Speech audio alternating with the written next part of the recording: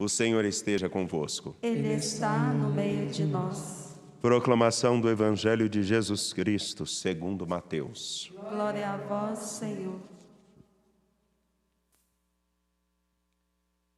Naquele tempo, alguns mestres da lei e fariseus disseram a Jesus: Mestre, queremos ver um sinal realizado por ti.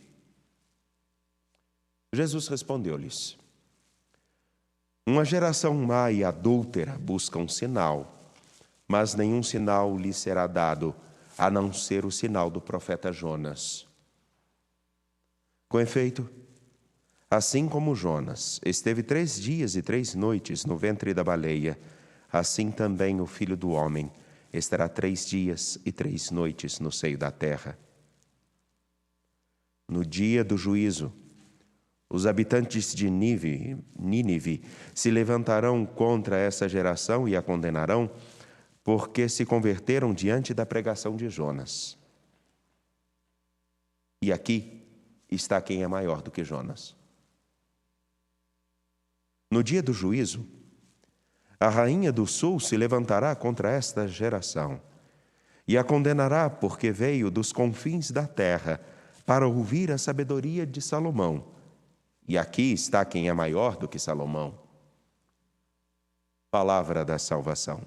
Glória a vós, Senhor. Por favor, podem se sentar.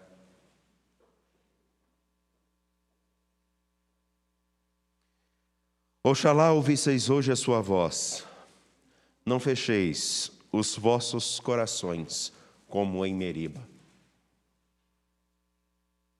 Quisera Deus os corações não fossem fechados e escutassem a voz daquele que realmente, segundo a liturgia de ontem, e conforme a convicção da fé cristã, é o pastor da nossa história.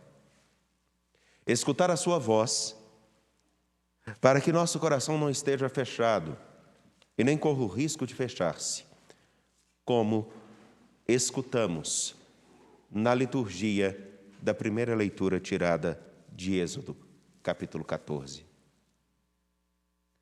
De manhã, eu tive a oportunidade de apresentar o caminho da conversão e o desafio da conversão a partir da leitura do livro de Êxodo, em especial do capítulo da perícope, que está no capítulo 14, versículos 5 a 18. E, na verdade, o caminho de conversão, que passa, aqueles que desejarem podem visitar a homilia que está no nosso canal no YouTube, no Mãe Piedade, conseguirão perceber que o caminho de conversão, ele tem sim, primeiro, a convicção, devemos ter a convicção de que é necessário escutar o Senhor. Escutar o Senhor e saber qual é realmente e quem realmente é o Senhor da nossa história. Porque a primeira imagem que temos, tirada de Êxodo, capítulo 14, 5 a 18, é de que o faraó se arrepende de perder o povo de Deus, que era uma mão de obra barata. Ele coloca uma força imensa para conseguir prender novamente o povo de Israel. O mal, aparentemente, ele tem muita força, mas não se usa muita força e não se chama apoio quando se sabe que é possível vencer o inimigo com facilidade. Uma imagem mais simples, aqui tem a oportunidade de ver mãe e filho. A mãe segurando o filho. Se ela não conseguisse segurar o seu filho, ela pediria ajuda, mas ela consegue segurá-lo. E ele está quase dormindo. Aí vem uma outra coisa. O mal pode até parecer ser forte. Entretanto, a força dele está quando os nossos olhares se voltam para ele e dão a ele mais força do que merece. Como o homem antigo, a mulher antiga, que não conheceram a Jesus Cristo, também parecem ter muita força, se não tivermos a firmeza e a atenção para escutar nosso Senhor e sabermos realmente se Ele é ou não o Senhor da nossa história, termos a convicção de que, ainda que pareça um inimigo muito grande, Ele não é mais forte do que a graça que nós temos e carregamos. A graça de sermos filhos de Deus, escolhidos por Ele. E quando o nosso coração não está atento demasiadamente, quando o nosso coração se fecha, somos capazes de ter a mesma postura do povo de Deus. Inclusive, de dizer aquilo que eles disseram. Não uma, nem duas, nem três, mas algumas vezes muito sérias. Hoje, na perícope que escutamos, eles dizem assim: por que não nos deixou morrer lá no Egito? Seria muito melhor nós morrermos lá. Agora estamos aqui sendo perseguidos por eles, temos um mar à nossa frente, não conseguimos transpor esse mar. Enfim, por que nos trouxe até aqui, Moisés?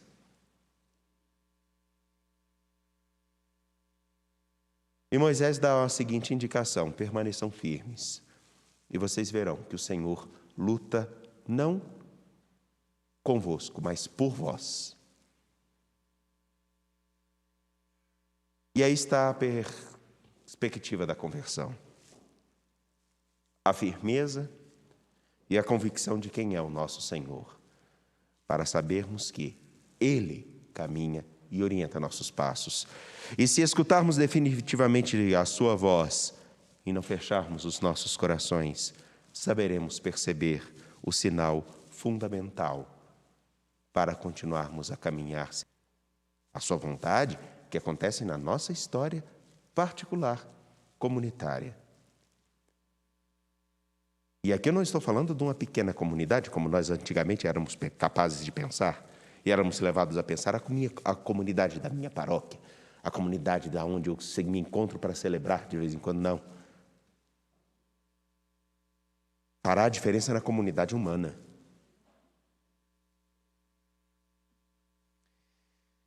Vejam que coisa. Quando nós não sabemos exatamente a quem dar atenção e nem a quem escutar, quando não percebemos tudo que ao nosso redor contribui para o nosso bem e que é dádiva daquele que nos escolheu desde sempre, nós cometemos o mesmo erro que estes homens, mestres da lei e fariseus, cometem com Jesus. Eles pedem a Jesus um sinal, como se Jesus tivesse que provar alguma coisa para eles ou para nós. Como se fosse uma obrigação de nosso Senhor mostrar para eles ou para nós que Ele realmente é Deus. E nos esquecemos de uma perspectiva fundamental. O Senhor em nenhum momento obrigou-nos a caminhar com Ele. Em nenhum trecho do Evangelho conseguiremos ver Jesus dizendo: vocês têm que vir comigo. Jesus sempre se propôs. E Ele se propôs não pelas coisas miraculosas, mas por aquilo que Ele foi e por aquilo que Ele é: companhia, constância e salvação. De tal modo que esses homens pedem um sinal não porque querem crer em Jesus.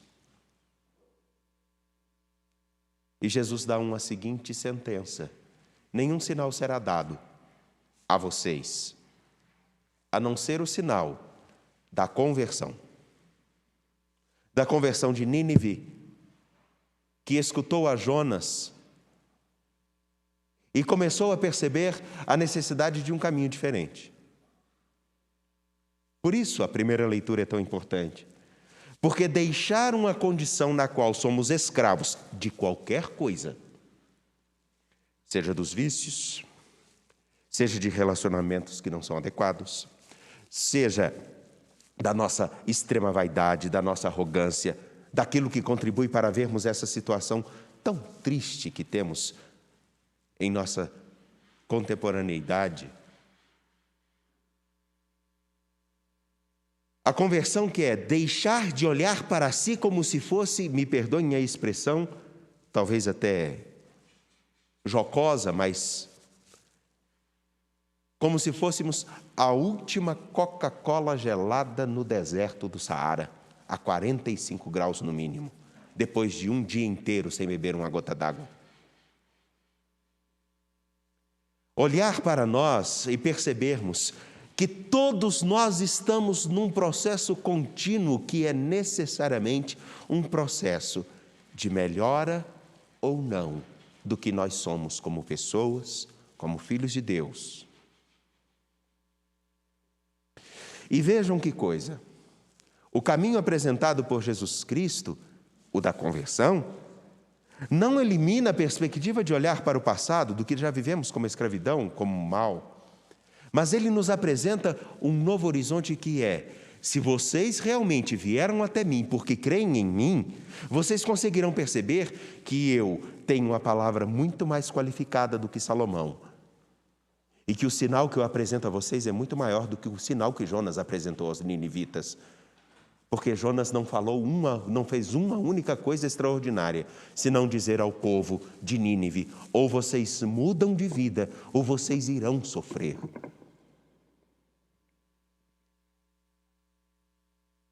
Aqui está aquilo que já disse sobre o que é uma verdadeira profecia, que não é de falarmos de um futuro, mas é olhar para o presente e perceber em nós e no nosso contexto: ou nós colocamos aquele que deve estar no primeiro lugar na nossa história e agimos conforme o seu ensinamento, ou então continuaremos ver a triste realidade onde pessoas negligenciam o cuidado com outras, a corrupção que favorece a alguns e tira de muitos.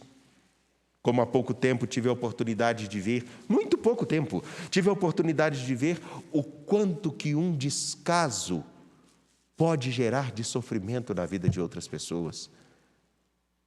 Uma informação equivocada pode fazer com que alguém se perca gravemente. Uma informação equivocada.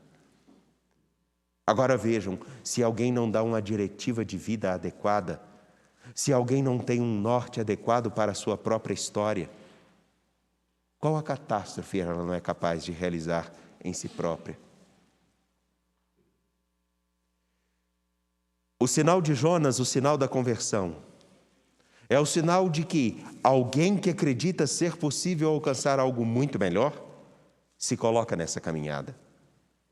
E acredita que o caminho que se deve percorrer para conseguir algo melhor, ele nunca é fácil. Ser um homem melhor não é fácil. Ser um pai melhor não é fácil. Uma mãe, um bom funcionário, um bom padre, não é fácil. Porque nós devemos deixar aquilo que aparentemente é a nossa situação de confortável agrado, mas que aos poucos nos mata, como a realidade narrada na vida e na história do povo de Deus enquanto escravo no Egito. Caríssimos, Jesus que é maior do que Jonas, maior do que Salomão, Jesus que é maior do que todas as nossas maiores dificuldades, porque Ele nos dá esperança para continuar, Ele não prometeu nunca vida fácil, mas Ele prometeu sentido e força. E quando as circunstâncias parecem ser muito pesadas, podemos até ter a tentação de querer voltar àquela condição anterior, como o povo de Deus vira e fala para Moisés: era muito melhor nós termos ficado lá, para sermos sepultados lá. Porém, nós sabemos muito bem, ninguém merece ser escravo. Ninguém merece viver do mínimo. Ninguém merece a mediocridade. Todos nós fomos chamados para uma vida plena, que começa agora. Portanto, é necessário voltar àquilo que foi a aclamação ao Evangelho. Oxalá ouvisseis hoje, agora, nesse momento, a voz do Senhor, e dessemos a Ele o lugar que cabe a Ele, e os nossos corações não se fechem, e não se fechassem melhor, como já muitos fecharam seus corações e conseguiram causar tanto mal a tantas pessoas. Que seja o Senhor nosso sustento e nossa força para colocarmos aquele que é maior do que Jonas, maior do que Salomão, no lugar devido e darmos a Ele a atenção devida para vermos os sinais de sua presença e não buscarmos algo que Ele já nos provou. Ele deu a sua vida por nós. Se isso não nos basta, como diz o próprio Senhor numa parábola, se até os profetas e a Escritura eles não escutam, mesmo que um morto ressuscite dos mortos, eles não acreditarão. Não sejamos aqueles que querem provas da presença de nosso Deus, porque desde que nascemos elas já nos são dadas. Estejamos com os olhos atentos, o coração dilatado e os ouvidos bem aguçados para percebermos que hoje, só hoje, eu tenho certeza que a todos que nos acompanham, as provas de sua constância conosco se fazem presente. Resta saber se a atenção devida é dada. Peçamos a Deus nosso Senhor força, coragem e confiemos a Ele nossos passos, rezando juntos as nossas preces.